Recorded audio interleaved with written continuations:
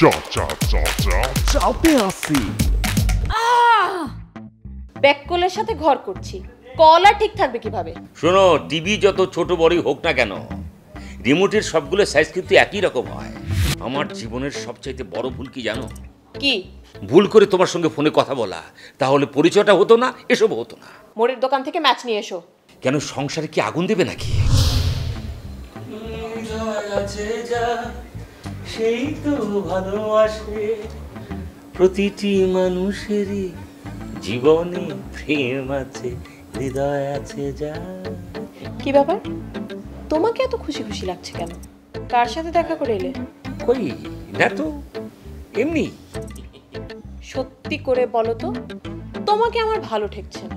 আমার কি মন ফুরফুরা থাকতে পারে না? না, পারে না। আমাকে প্যারায় রেখে তোমার মন ফুরফুরা থাকবে কেন? আর দূরও দিলে তো মুড টপ করে। আমি একটু হাসি খুশি থাকবো, এটাও আমার দোষ। তোমার কি মনে হয় আমি পায়ে পা দিয়ে ঝগড়া করি? না না, তা হবে কেন? তুমি তো পারলে পায়ে পাড়া দিয়ে না, গলায় পাড়া দিয়ে ঝগড়া করো। পায়ে পাড়া দিয়ে ঝগড়া করলে ভালোবাসা হয়, ঝগড়া হয় না। এনিওয়ে, খাবার কি রেডি আছে? খুব খেতে পেয়েছে, খাবো। আজ খাবার রান্না হয়নি, ম্যাচের কাঠি শেষ, তাই চুলা জ্বালাতে পারিনি। সামান্য ম্যাচের কাঠির জন্য রান্না হয়নি? মন চায় বাড়িতে আগুন লাগিয়ে দিই। পারবে না, কারণ ম্যাচের কাঠিই তো নেই। আজ সামান্য ম্যাচের কাঠির কাছে জীবন যুদ্ধে হেরে গেলাম। বিয়ের রাতে আমিও একই আফসোস করেছিলাম। ও মনে পড়লো, বাড়ির কলটাও নষ্ট, 2-1 ফোঁটা পানি পড়ে বন্ধ হয়ে যায়। তো এর সাথে বিয়ের রাতের কি সম্পর্ক? সেটা তুমি নিজেকেই প্রশ্ন করো। ব্যাককলের সাথে ঘর করছি, কল আর ঠিক থাকবে কিভাবে? কি মুশকিল, কল নষ্ট, এতে আমার কি দোষ? তোমারই দোষ। যা কিছু নষ্ট হয়েছে সব তোমার কারণে, তুমিই সব নষ্টের গোড়া। তাহলে বিয়ে করলে কেন ওই নষ্টের গোড়াকে? ভালো আগা খুঁজে পাওনি? পাইনি আবার। আমার কপালটাই খারাপ যে আমার তোমার সাথে বিয়ে হয়েছে, না হলে কত টল ডার্ক হ্যান্ডসাম ছেলেরা যে আমার পিছনে ঘুরতো তুমি জানো? শোনো, টিভি যত ছোট বড়ই হোক না কেন, রিমোটের সবগুলো সাইজ কিন্তু একই রকম হয়। তোমার কথা বলছো, আমার কথা বলি। আমার জীবনের কত স্বাদ ছিল রাজকন্যার মতো একটা মেয়ে বিয়ে করবো।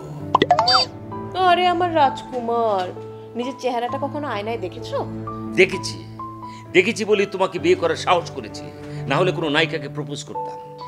ও ভালো কথা, আয়নার কথা বলাতে মনে পড়লো বাসার আয়নাটাও ভেঙে গেছে। এখন বলো, এখানেও আমার দোষ? তোমারই তো দোষ, তুমি আয়নায় মুখ দেখেছো বলেই তো। এই কথা কথা খালি ভুল ধরে যাচ্ছ। ব্যাপার কি? তোমার কথা শুনে মনে হচ্ছে আমি গোলাপউদ্দিন না, আমি নন্দ ঘোষ।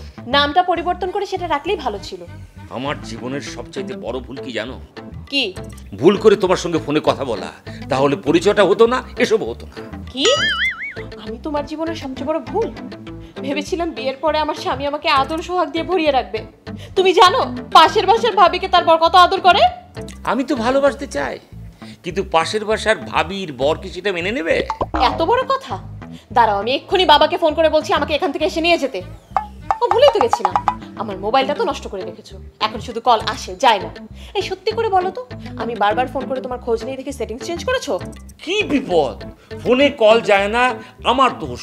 কলের ট্যাপে পানি নেই, আমার দোষ। আয়না ভেঙেছে, আমার দোষ। আসলে হয়েছে কি, দেখতে নারী চলন বাঁকা। তোমার শুধু চলনই বাঁকা?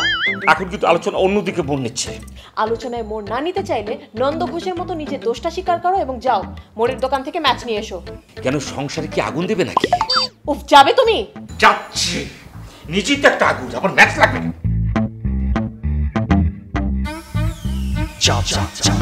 চাপে আসি।